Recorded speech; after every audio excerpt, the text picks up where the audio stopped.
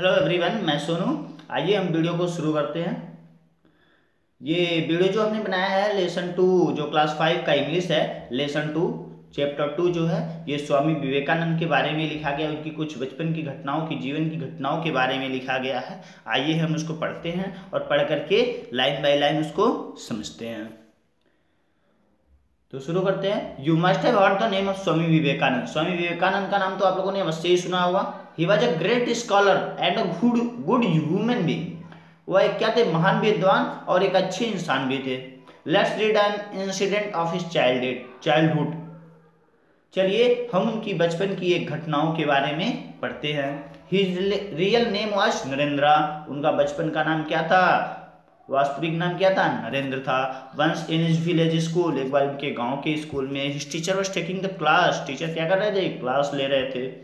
Class ले रहे थे यानी पढ़ा रहे थे क्लास में। Class was silent. क्लास एकदम माहौल, क्लास का माहौल क्या था? शांत था। There was nothing unusual about it except that one of the boys seemed very inattentive.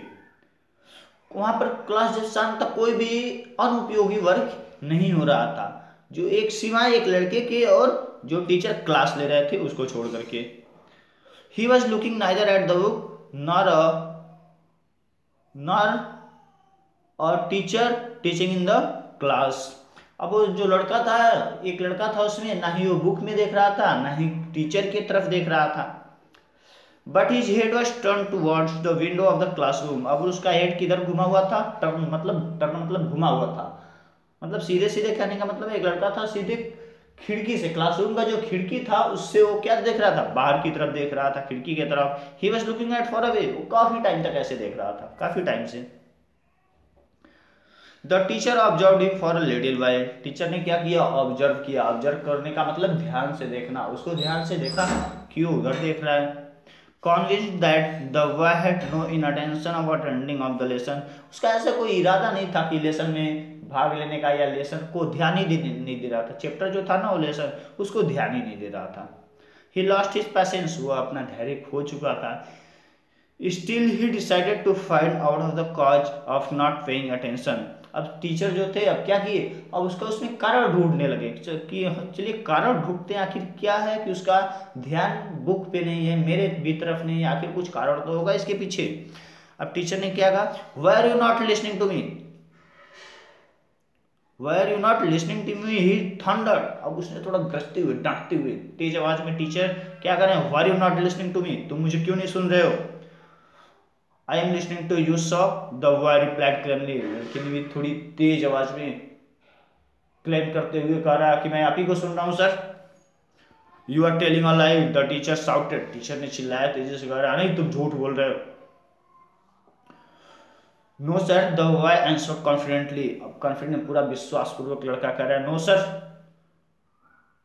मतलब मैं आप ही को सुन रहा हूँ। I can repeat what you have explained। मैं रिपीट कर सकता हूँ आपने जो पढ़ाया है, मैं आप ही को सुन रहा हूँ। आपने जो पढ़ाया है मैं उसे रिपीट कर सकता हूँ, दोहरा सकता हूँ उसे। On hearing this challenge, the teacher anger knew no words। अब टीचर को क्या हुआ है? बात सुन करके थोड़ा गुस्सा आ गया, चैलेंज टाइप लगा कि तो कह रहा है कि मैं बता सकता हूँ, देख तो रहा नहीं था इधर। अब उसके बाद क्या हुआ? If you fail to repeat it, he said। Teacher को गुस्सा आया। अब टीचर क्या करें? If you fail to repeat it, he said, I shall punish you before the whole class। अब टीचर क्या कर रहे हैं? अगर तुम रिपीट करने में मतलब दोबारा से बताने में इसको फेल हुए तो मैं तुम्हें दंडित करूंगा क्लास में। The boy nodded his head and gave a sweet smile। लड़के ने क्या किया? नोडेड his head मतलब अपना सर हल्का सा हिलाया, ठीक है सर मुझे मंजूर है, मुस्कुराते हुए कहा। The other boys looked at him with sympathy। और अदर बॉयज जो थे उस लड़कों को कैसे देख रहे थे? सहानुभूति से एकदम देख रहे थे। They imagined, वे लोग कल्पना कर रहे थे, This boy would have served punishment if he failed to repeat the lesson। उसको तो अवश्य सजा तो मिलेगी, दंडित तो सर जरूर करेंगे यदि वह लेसन को दोबारा से बताने में फेल हो जाता है। तो पाठ को जो सुन नहीं रहा था उसको बताने में फेल हो जाता है। तो the teacher sat on his seat. Teacher क्या हुए? अपने सीट पर बैठ गए। जो अध्यापक थे अपनी सीट पे क्या हुए? बैठ गए। देयर वॉज अ फेंट of silence in the class. Class में क्या हुआ, एकदम माहौल शांत सा हो गया, क्लास का माहौल एकदम शांत सा हो गया।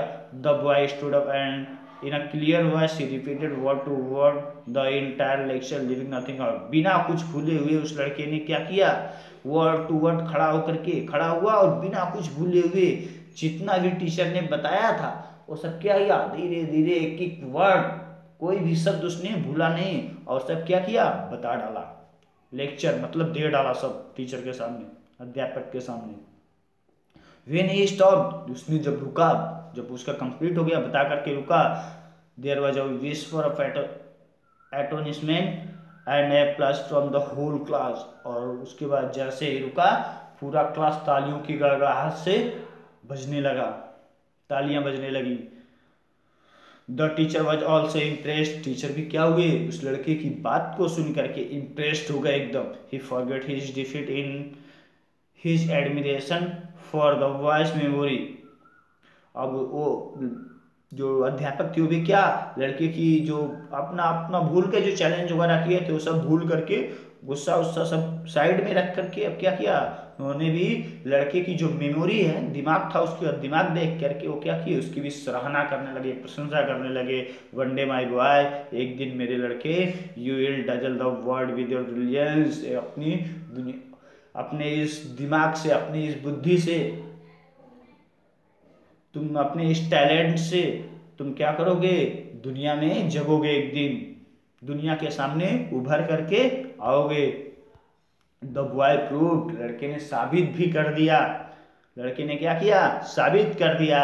He became a great scholar, वह एक महान विद्वान हुआ, एंड अ ग्रेट टीचर, और एक महान अध्यापक भी। He delivered speeches to which the country listened with admiration and which the world marveled in surprised। उसने एक भाषण दिया, उस लड़के ने क्या किया, एक भाषण दिया जिसे पूरी दुनिया प्रशंसा के साथ सुनी और सराहना भी की। पूरी दुनिया उस भाषण को प्रशंसा के साथ सुनी और उसकी सराहना भी की और पूरा विश्व जो है वो आश्चर्यचकित हो गया कि ये लड़का किस तरह से भाषण को दे रहा है, स्पीच को किस तरह से दे रहा है। The world and our country know him as Swami Vivekananda. पूरा विश्व, पूरी दुनिया, पूरा संसार और हमारा देश उनको अब किस नाम से जानता है, स्वामी विवेकानंद के नाम से जानता है।